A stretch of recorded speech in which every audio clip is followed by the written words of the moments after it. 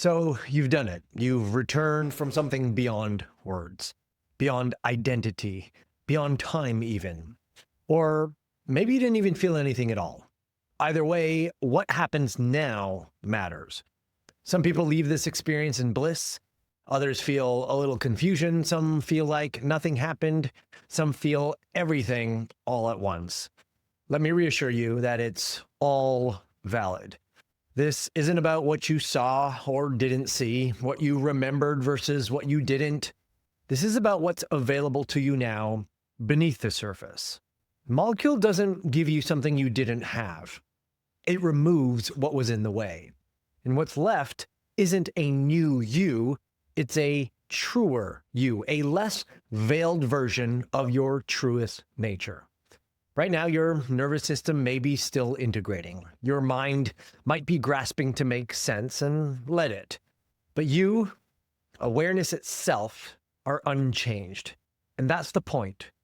You've returned to something. Even if you can't explain it, and even if you can't describe it, let yourself rest in that.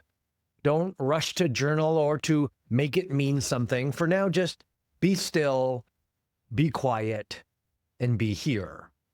The real integration has already begun, even if your mind can't catch up yet.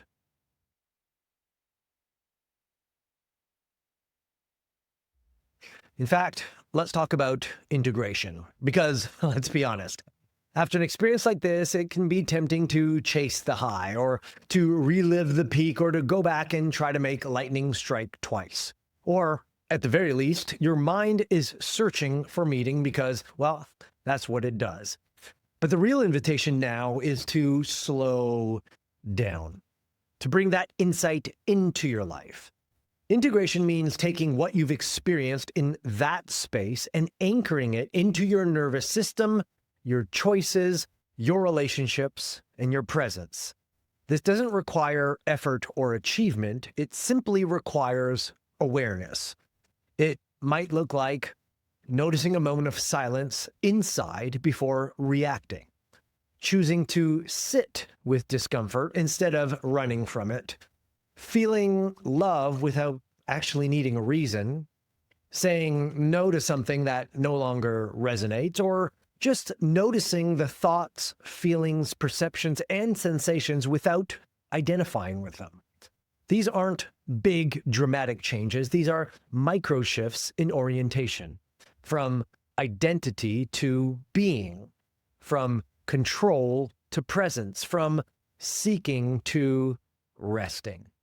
And the beautiful part, you already know how to do this, because what was unveiled is what you are. So now we walk into our lives just one breath at a time.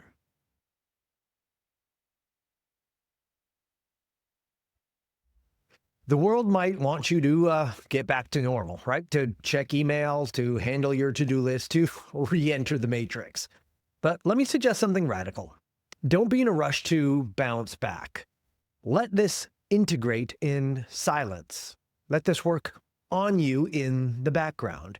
You don't need more content. You need more contact with the awareness that's now more awake than ever. That awareness, that's your teacher now. Not me, not your mind, not the story about what happened. So here's the practice. At least once a day, pause and ask, who is aware of this moment? And then just listen. Don't analyze, don't expect fireworks. Just notice the space that opens up when you turn inward. That's it. I know it sounds simple, but integration isn't something you do. It's the art of not forgetting. It's being aware of being aware and continually resting back in that presence.